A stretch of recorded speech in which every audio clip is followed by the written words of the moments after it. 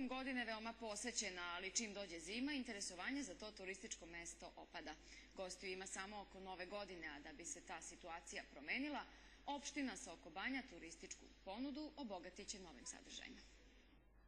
Soko Banja u zimskom periodu je turistima najinteresantnije u vreme novogodišnjih praznika, najviše zbog organizovanog dočeka u skoro svim hotelima. Ostali sadržaji ne privlače veći broj turista. Prošle godine Banja u Podržju, Ozrena i Rtnja nije imala ni jedan dan sa snegom, pa je to jedan od glavnih razloga. Međutim, čelnici opštine Soko Banja kažu da ove planine turistima mogu biti atraktivne i onda kada nema snega. Duge pešačke ture za izlete onda kada postoji minimum uslova za to, za možda sadržaje tipa mountain bike ili neki drugi vid, tako kažem, ekstremnog ili adrenalinskog turizma. Tako da mislim da Soko Banja ne treba da gaji iluziju da će moći da bude zimski turistički centar.